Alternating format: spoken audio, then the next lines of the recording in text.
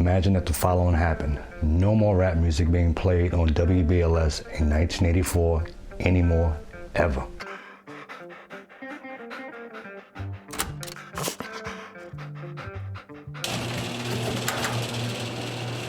After the last video, I had plenty of things to discuss.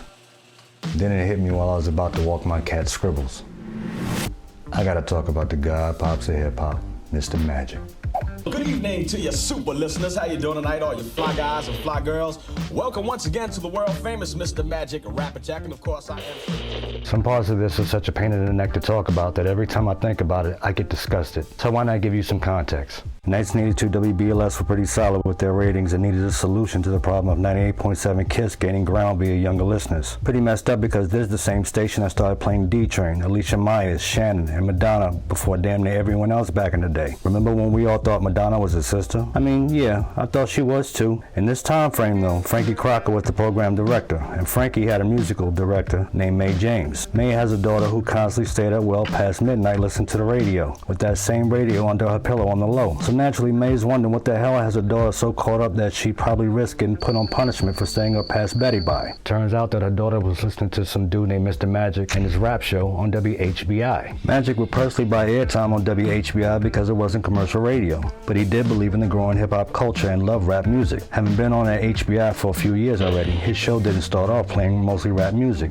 because there weren't enough rap songs to fill the time slot. Before he rebranded it as The Rap Attack, it was actually called Magic's Disco Showcase. Frankie Crocker met with Magic to offer him a spot on BLS for his show, which would more than likely bring his followers, and he would actually be on the air in prime time. The thing is, Magic didn't have an FCC license to be on BLS, so he had to work under the license of Tyrone Fly Ty Williams, who produced Magic's show and would eventually become the co-owner of Chillin Records years later. Anyone at BLS that had a license that Magic could work under, well, they didn't want to be bothered with him or the music. You see, neither 98.7 KISS nor BLS actually respected rap music, even if it was played on those very same stations. Crazy, right? Here's where things get even more interesting. Even at this point in hip-hop history, Magic's other nickname was Sir Juice.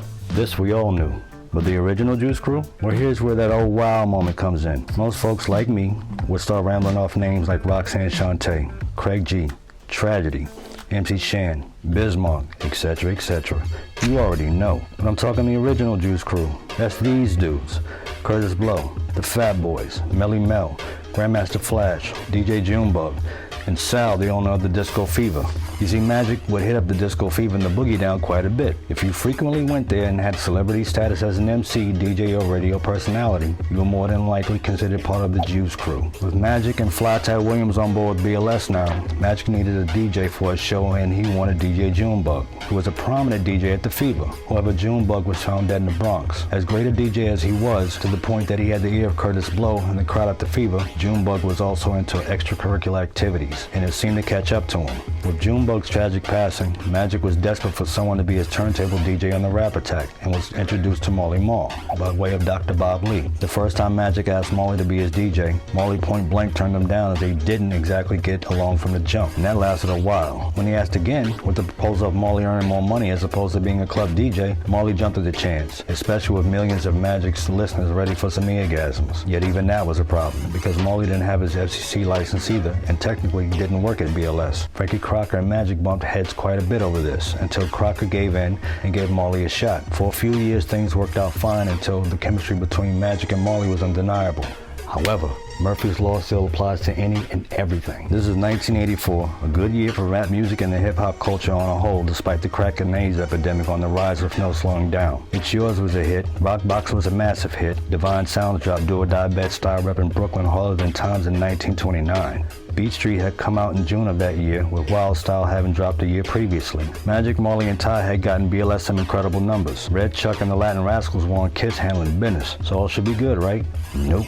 Frankie Crocker left the station that year. The holy trinity of rap on BLS were on fire, and Charles Warfield, who was a general manager at the time, came up with the bright idea: give Magic, Marley, and Ty their own time slots. All that time spent building up more followers and getting BLS some great numbers to keep them ahead of KISS FM was official. Technically, that sounded good at the time considering the opportunities offered to the fellas, but Warfield had an ulterior motive. He didn't want any rap music. Zero. Nada. Being played on BLS. Ken Webb, who was a respectable DJ at the time, allegedly, didn't like rap music either, and would insult the genre right in front of Magic at meetings concerning BLS and its growth. Warfield basically offered the fellas crumbs and dingled enticing bait in their faces to get them to stop rap music's ascension and progression. He'd even gone so far as to talk to Barry Mayo, who was a top dog at KISS, to make this happen by getting rid of Red Alert and Chuck Chillout. You just can't make this stuff up. Mr. Magic was arguably the biggest person in rap music because he had a huge following that was growing, and he was on radio. Record labels would look up to him and seek his approval if a rap song was worth playing on his show. And yes, that included Sugar Hill Records or a young Russell Simmons who gave his brother Joe a shot and put him on. Think about it.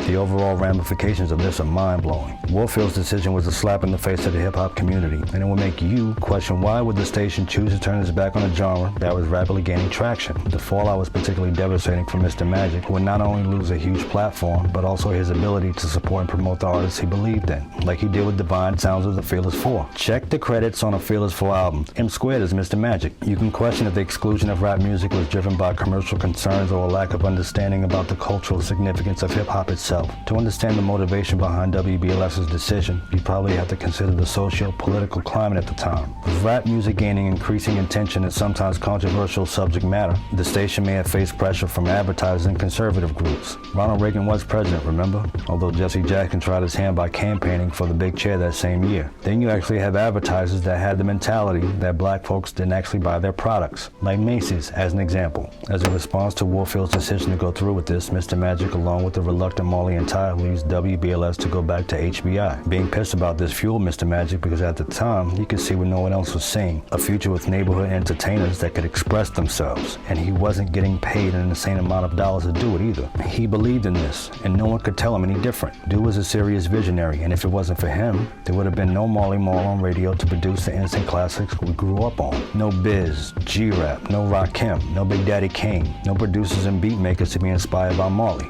like Pete and Primo, and none of those hot exclusives that Magic dropped on BLS let all of this marinate about how one dude saw what most didn't, and if Marley didn't learn how to sample. And yes, BLS did bring them back. That's a story for another day though. Here's my take on this overall. If you, like Magic, have a vision that no one else can see, don't let anyone stop you. The only one stopping you is you. Just make sure to keep your integrity intact and stay the course. Let me know your thoughts in the comment section, and I'm gonna have an entanglement with a cup of coffee. Praise Jesus for coffee. Hit that like and subscribe button, because I have more joints to explore and to get people thinking. Big ups to Magic, Marley, and Fly Ty for being the soundtrack to my teenage years, and mostly everyone else in the New York tri-state area. Know the ledge.